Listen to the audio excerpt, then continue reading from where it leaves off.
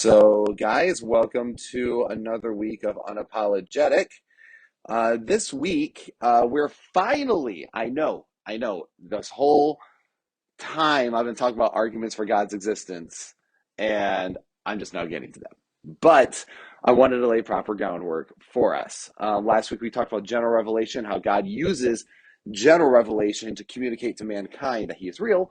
And then we also talked about Romans chapter 2, that it seems to say that those who don't hear the gospel will be held accountable to how they respond to God with what they do know, which I think is actually very fair on God's part. Oh my gosh, you are the best. Starbucks delivery. She literally was like, the coffee is not made yet. Want me to bring you one? I'm like, would you? That would be great. So, yes, she is fantastic. That's a true servant's heart. So, as I was saying, though, that was, I thought, very important that we did address that. And I don't know if did any of you guys read Romans chapter 2 after our discussion?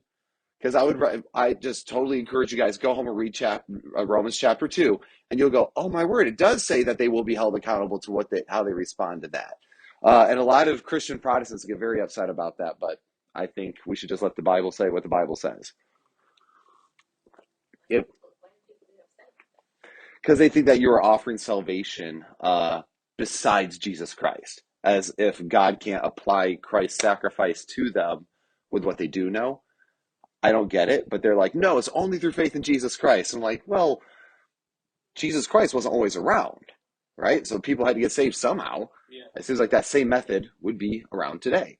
In fact, Abraham even, he walked righteously with God, right? And it's not like he had the same experience that the Israelites had too. It's just, anyway.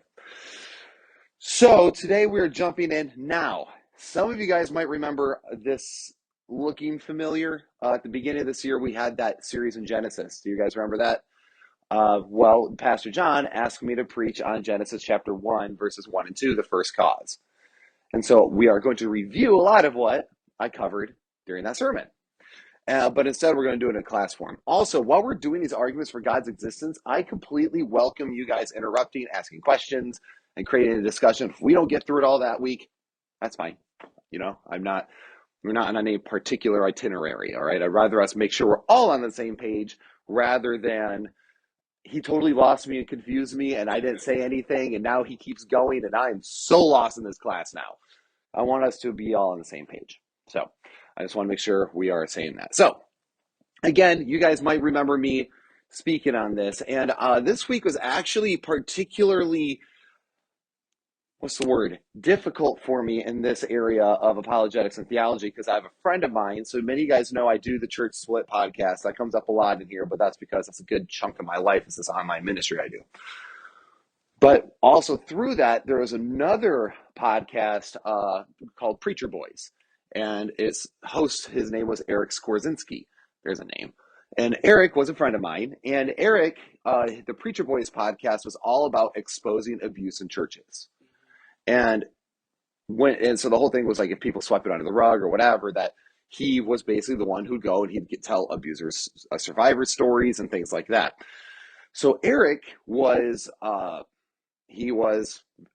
Christian and all these different things, but now he this week renounced his faith, and he was a friend of mine, and he renounced his faith. It's on the podcast. It says why I'm no longer a Christian, and basically says because of all the evil he's seen because of abusers. And I'm like, yeah, it's an emotional decision, and not only that, but you're making the one bad represent the rest, right? So now I'm like, okay, this is why we're doing apologetics, guys. This is exactly why we're doing it, because I do not want you guys to be, I don't know, ignorant, if you will. So today we're going over what's called the Kalam cosmological argument. This is, you can spell it's spelled like this, Kalam, Kalam cosmological argument. So we are going to talk about that. Now, the reason why I'm starting here is because this is where it all starts. Literally, if you believe in God or you think God might exist, this is where you get how you get to at least the existence of God. Now, the arguments for God's existence, I'm going to be dealing with how they relate to general revelation, okay? How God communicates generally to mankind. I am not getting specifically to Jesus yet, the legitimacy of the New Testament or Old Testament, okay? We're just talking about the overall existence of God. So we say this is theism. Okay. So this is what God means by the firmament shows his handiwork and things like that. So Genesis chapter 1, verses 1 and 2 should be very familiar to most Christians. In the beginning, God created the heavens and the earth. The earth was without form and void, and darkness was over the face of the deep, and the Spirit of God was hovering over the face of the waters. So in the beginning, God created the heavens and the earth. That's what this argument is about. So the Kalam is actually from medieval Islamic scholasticism. This argument is actually built off of Muslims, a Muslim philosopher. But if you know anything about Christians, we have no problem hijacking somebody if they have a good idea. Isn't that kind of what we did with, we did that with a few holidays too, didn't we? We're like, nope, this is ours now. So medieval scholastic medieval Islamic scholasticism. So the key ideas originated from this Muslim philosopher, and it was popularized by the philosopher Dr. William Lane Craig. Many people call him Bill, and he has a book called the Kalam Cosmological Arguments, about this thick. Totally recommend picking it up. It's very thorough. Okay. In fact, I recommended one of his books at the beginning of this course called On Guard. Great book. Totally recommend it. But he's probably one of the leading, if not the leading, Christian philosopher and apologist in Christianity today.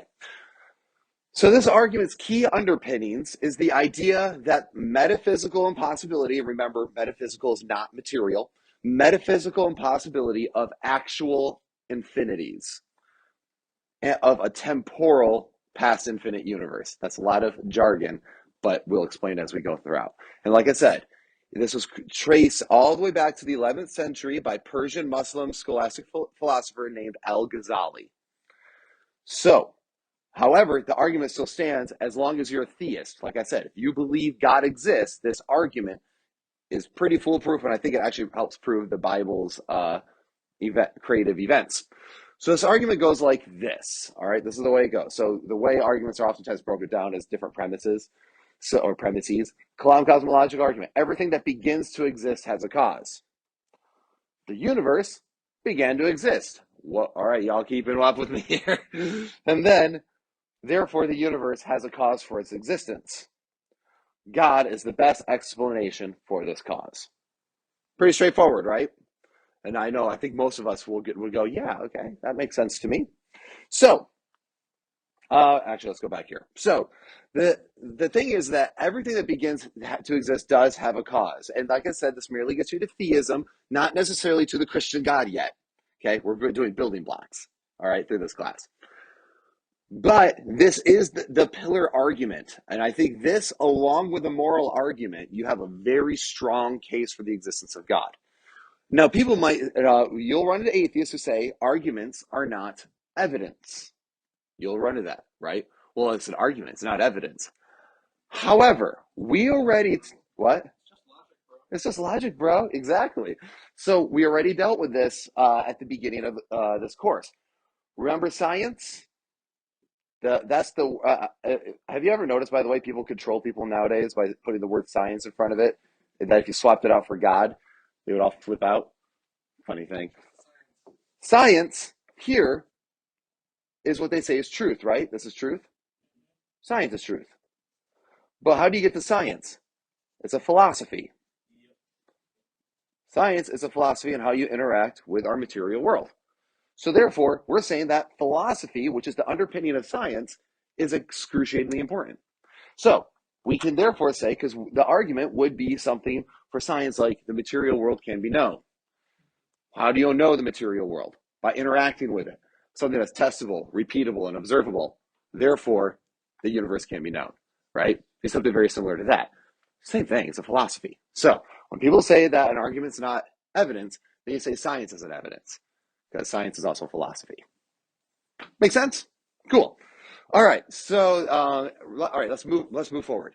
So, it is this very argument that gets you to know that God is not only real, but he's also personable. For to create something is always a personable action, right? No one creates something impersonally. It's impossible.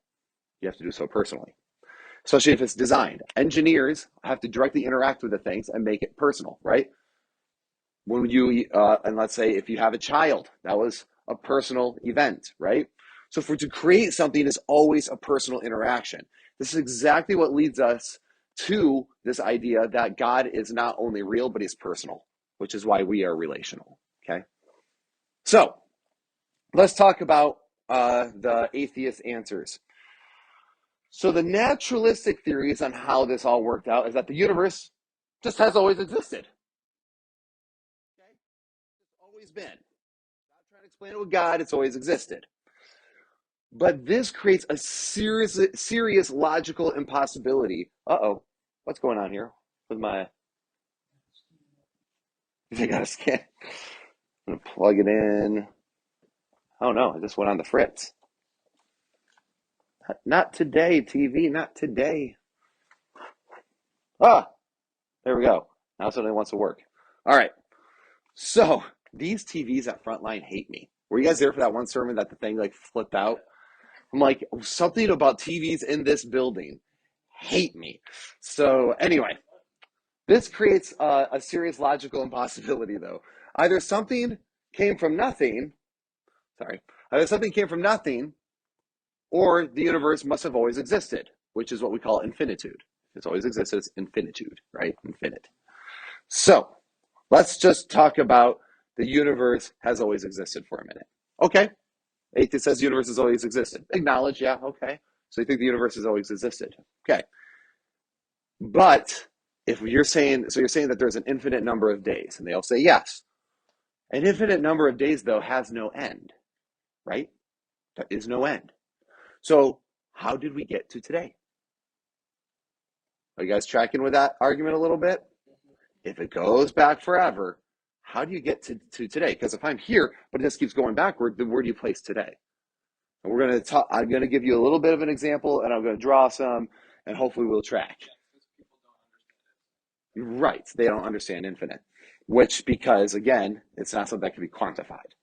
So today, let's put it this way. An infinite number of days has no end, but today is the end of a day in history.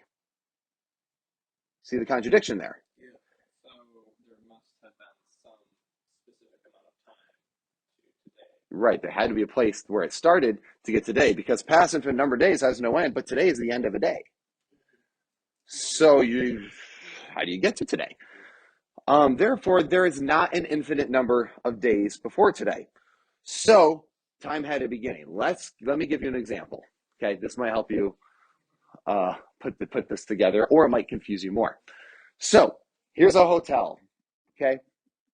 Oh, there's my lovely wife. I forgot to turn off banners, so you guys might see texts, whatever. So we have a hotel. How many of you guys have stayed in a hotel? All right, cool. Now this is a hotel. These are all the people wanting to get into the hotel. So what we have here, if we're saying that the universe is past infinite, you're saying you have a hotel with an infinite number of rooms, but there is no vacancy. So in other words, you have an infinite number of rooms and all those rooms are full. Y'all tracking so far how confusing this is going to be. So what it is, if you're saying today is a day, then you're the person who walked into the infinite hotel with an infinite number of rooms that are all filled and said, I want a room. And then what do? They go, well, this is an infinite hotel. We're just going to move this person out of their room and this person out of their room and this person out of their room. And then you'll get in that room and then those wheels keep shifting all the way down the road for forever. Do you guys already, is your brain breaking a little bit? Because it's not possible. Because in this situation, the infinite hotel represents our universe. The rooms represent days, and the people in those rooms represent events that take place in a day, right? Because every day has events. So this doesn't make sense. You can't logically get there. How do you squeeze it in? Another way to put this is if we draw a line. Many of you guys might remember math back in the day. So if here's today, okay, that line's today, and you guys might remember in math that this is a line. But what is the rule about that line? It technically goes on forever, right, in math. So right here's your day. Oh, we got to today.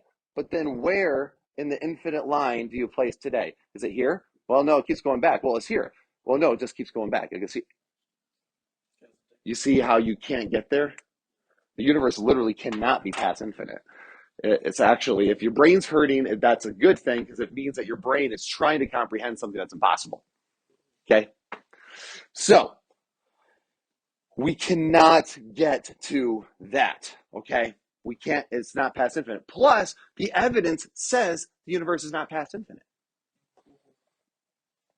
So, you guys might remember this event that took place. So, first off, if the Big Bang occurred, right? Let's take the evolutionary theory. The Big Bang occurred.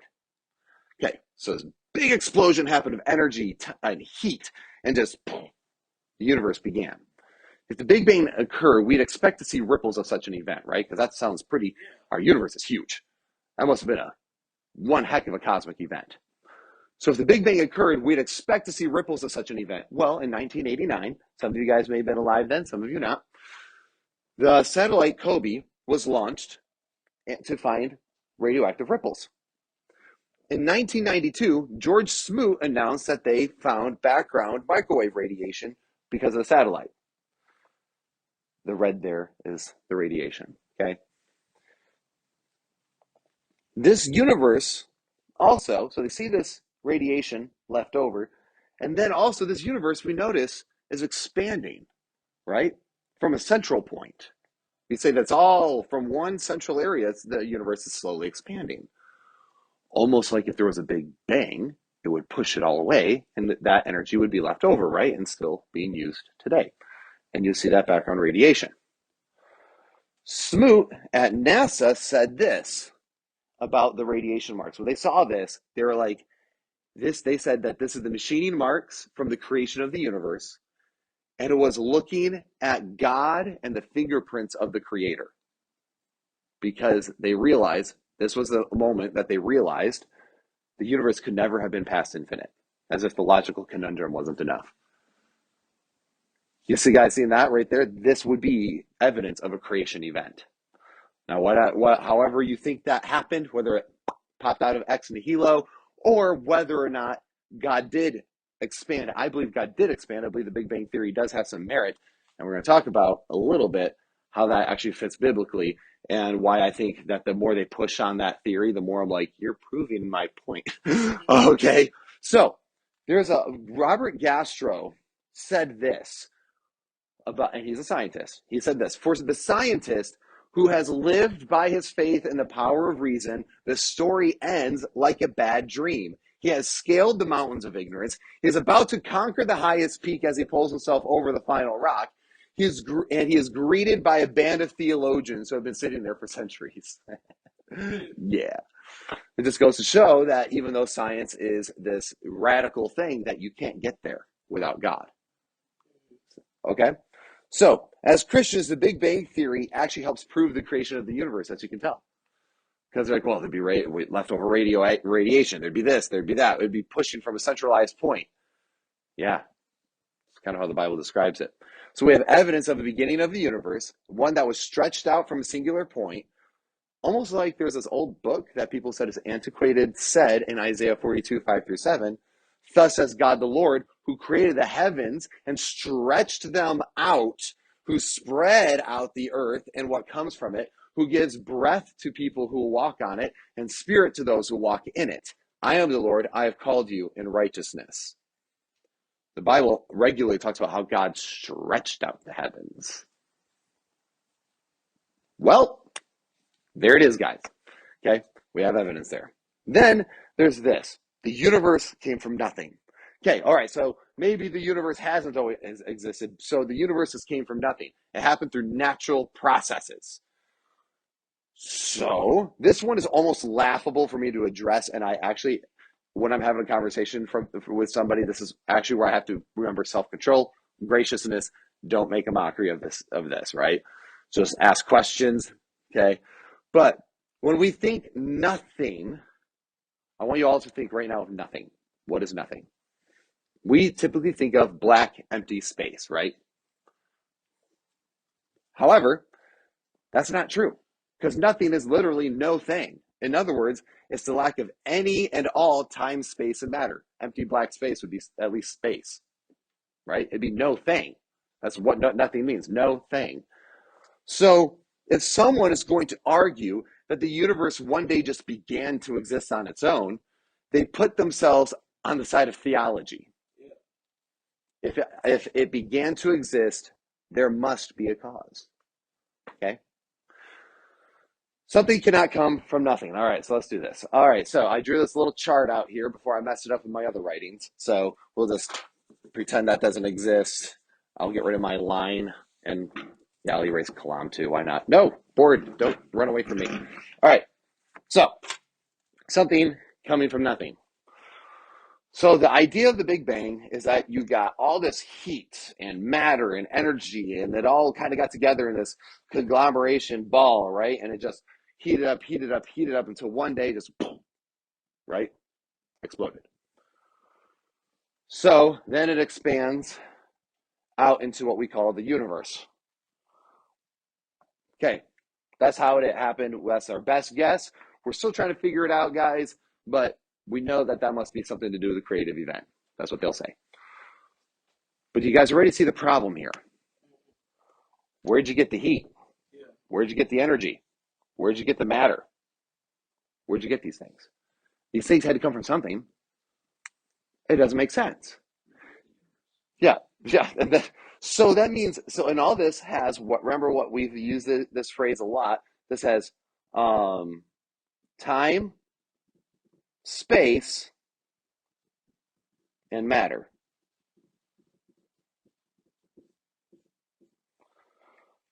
So at the moment this happens, that's time creates this, that's space using matter, right?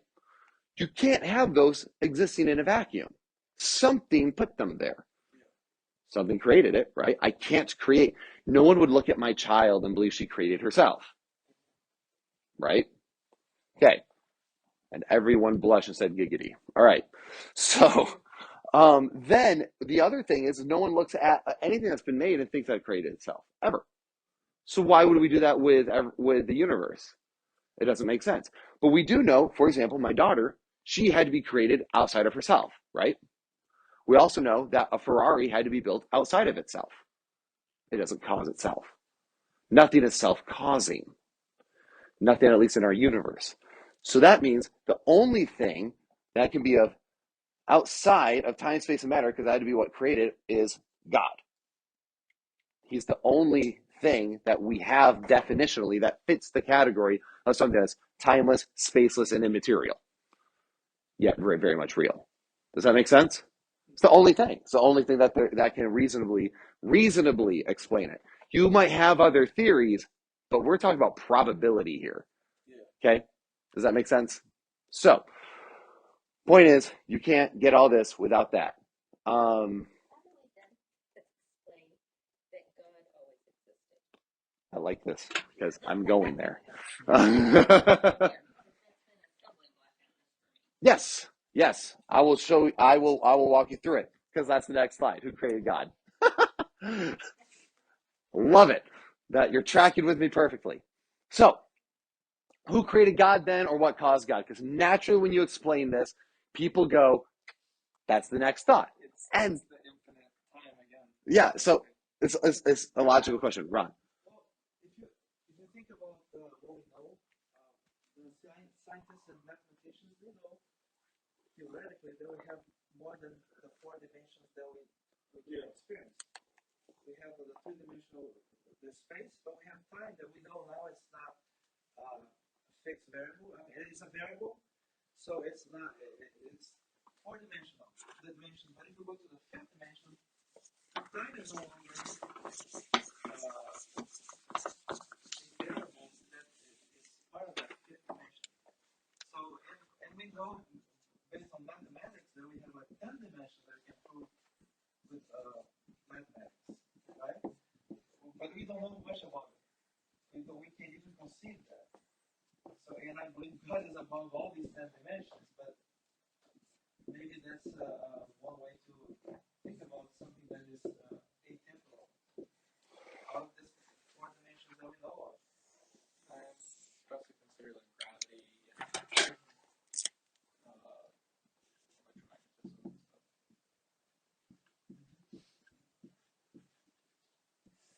there's a lot of quantum mechanical things that are Okay.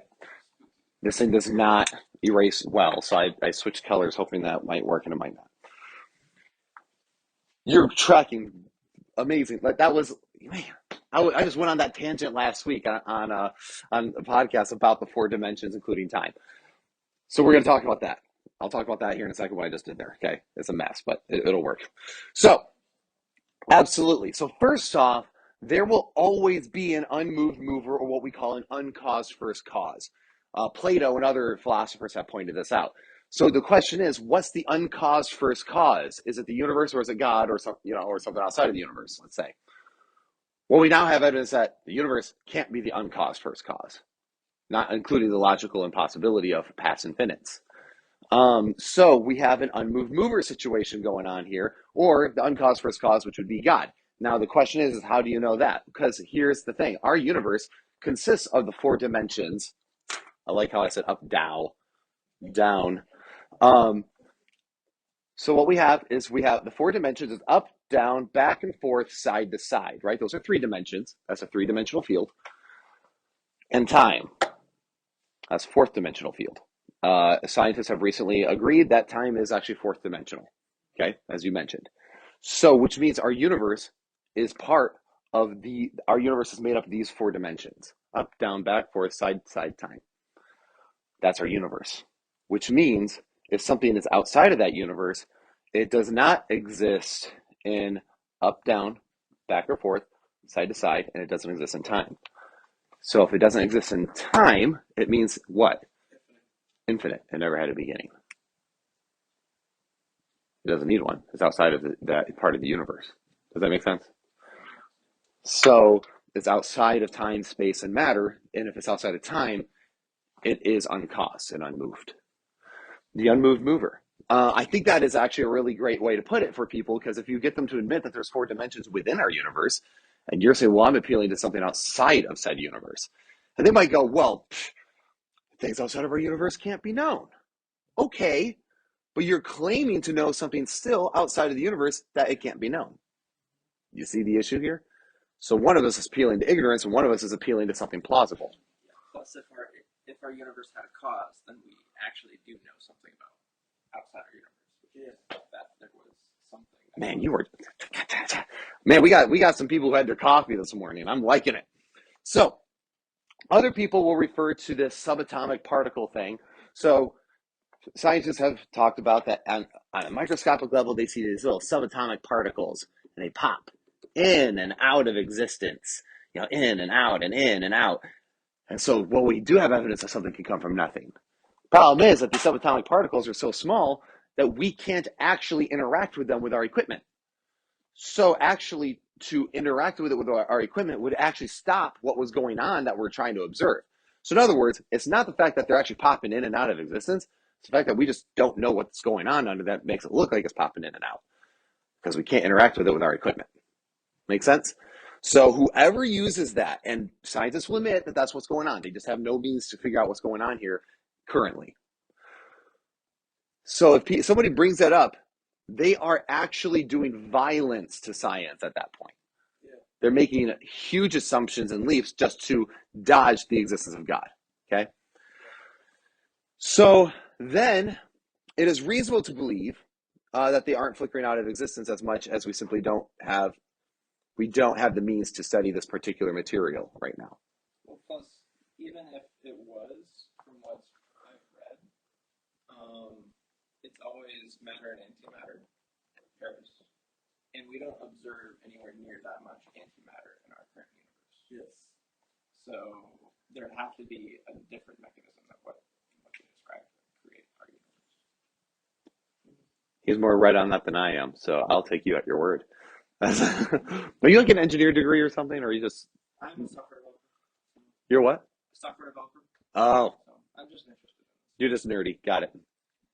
I get you. Because same. So this is the skeptic's deliberate abuse of science. Many people will actually do this when you're talking to them. You have to remember this. Arguments, you'll find that a lot of people don't want to believe in God more for emotional reasons than logical ones. But a lot of people resign the faith usually because of logical ones. They don't think that it can be logically quantified. Okay? So this is why apologetics is great in evangelism for people who are engineers, doctors, things like that. But most of your average Joes, this can help them come to your side, but it's not going to necessarily be the one thing, right? There's a lot more at work. How you work with them, how you connect with them, how kind are you being? Because you can be as logical as possible, but if you're a turd, they're not going to listen to you. Okay. So, yes. So a lot of people say, okay, we came by the Big Bang, but then like it was an explosion. But then you have to explain how did you get to Earth?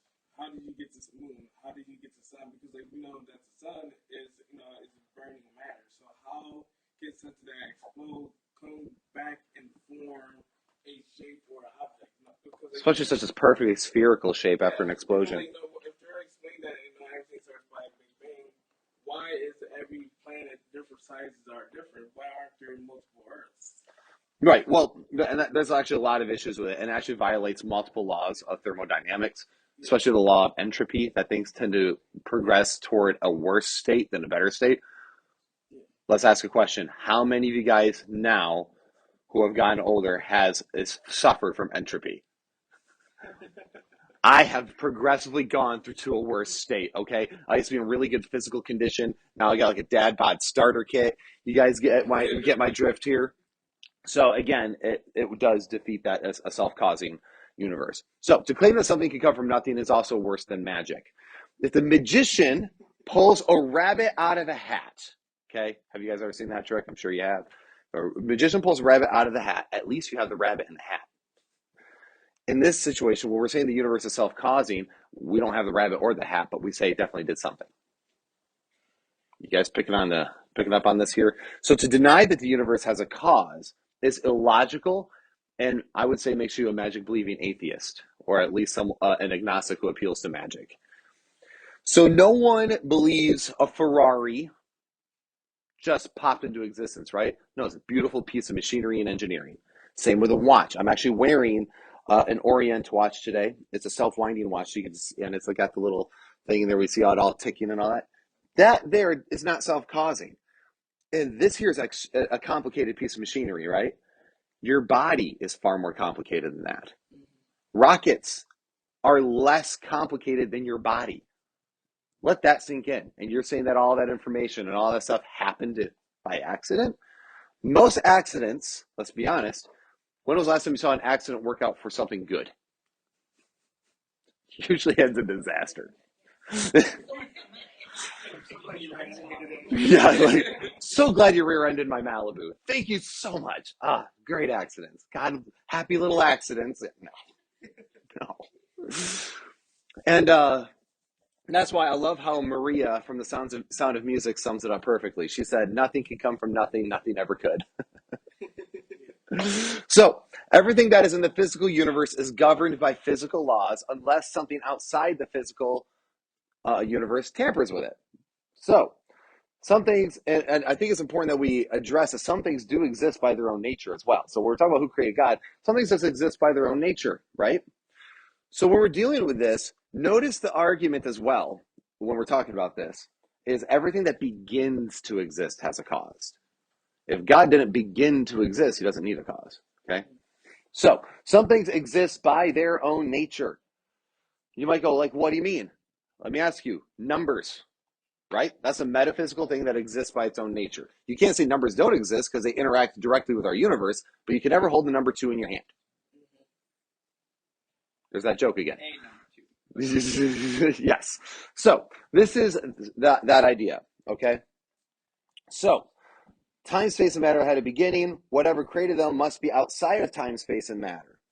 So also notice how Exodus 3:14 says this. God said to Moses, I am who I am, or I am that I am. And he said, say this to my people of Israel, I am has sent you.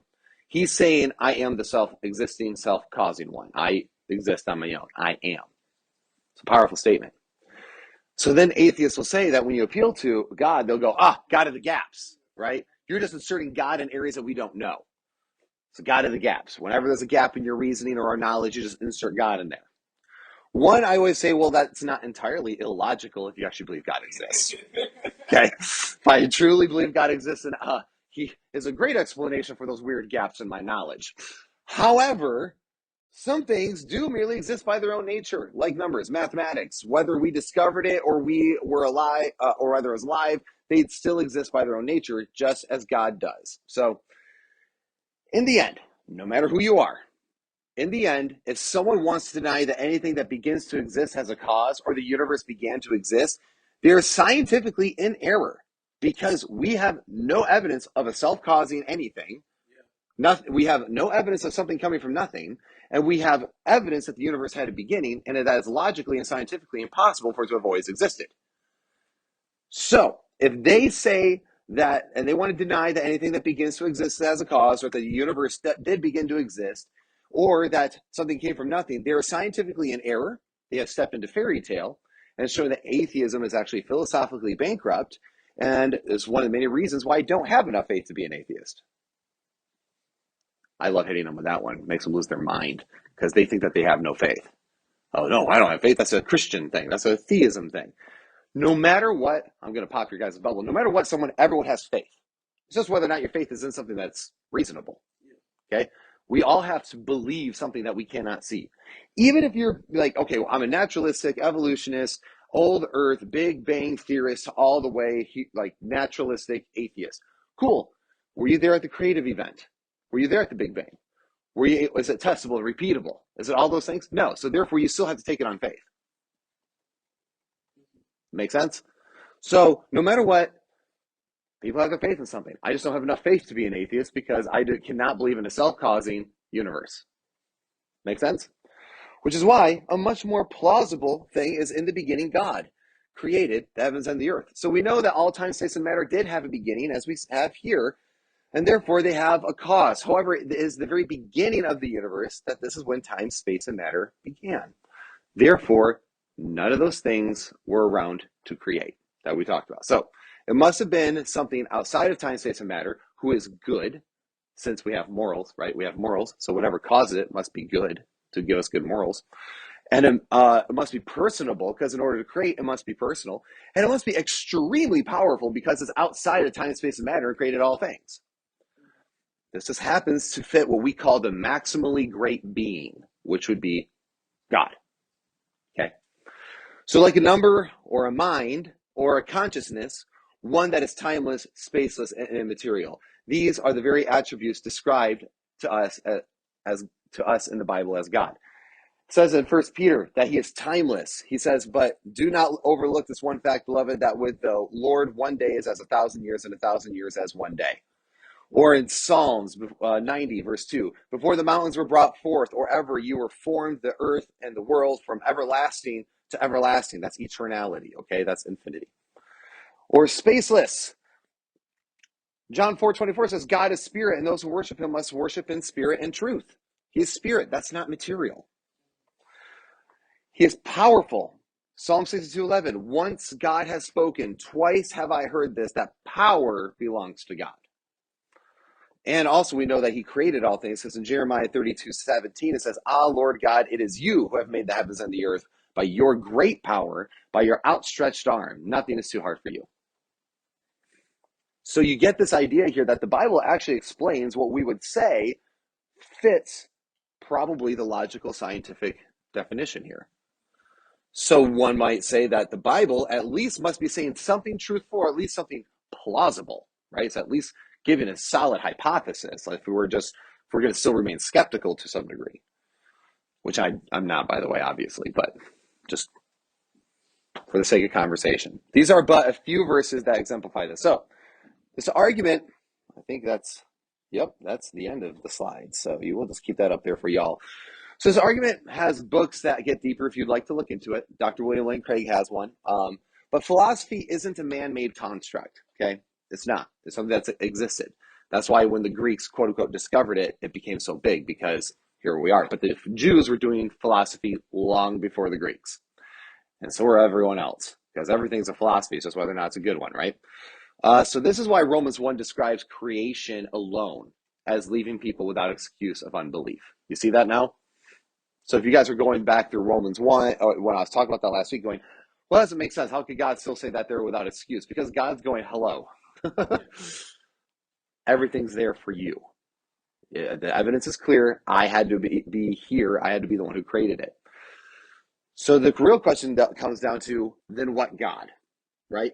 Okay, I accept the thesis God exists. So what God?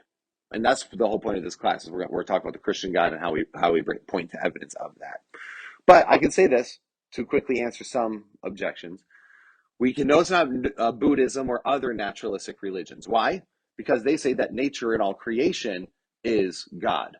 But we know that something had to create it. So therefore, that it can't be God. It must be a result of a God. Also, both of them both had a beginning and they both are dead. So that would be, it's like if you're a God and you had a beginning and you died, then you are no longer in control of the creation anymore. Well, the whole point would be that the universe and everything is one big spirit. So the thing is that if it had a beginning, then it can't be God, and it can't be this spiritual force because again, something outside of it created it. Evidence points to a singular creation event of an infinite being, not a polytheism either. So, well, about multiple gods. Again, the evidence points to a singular event with something that had to be timeless. All polytheistic gods had a beginning. Okay, which leaves only monotheism, which is one God, which is Judaism, Islam, and Christianity. Okay, those are your three. Islam is a joke historically speaking and morally. I don't have time to get into that right now, but their great prophet consummated his marriage with a 9-year-old, and he talked about sucking the tongues of little boys. Just throwing that out there. That's not something that I would consider a perfect moral prophet. Plus, they actually deny that Jesus died or was crucified the way he was, which that makes them on the minority of all other historical data. So meaning that it's not reliable. Judaism, on the other hand, is extremely true in many ways, right? Because guys, you guys have that Bible. Giant chunk of that's Jewish. Okay? So Christianity is built upon it, and really the distinction between Judaism and Christianity is merely, was Jesus Christ the Messiah, and was he who he says he was? And exactly, which we're going to talk about as we move forward. So, point is that we can actually believe that the timeless, immaterial, all-powerful God, Hashem, which is the name, or Elohim, Jesus, also known as Yeshua, personally created all of this so that we could live in it.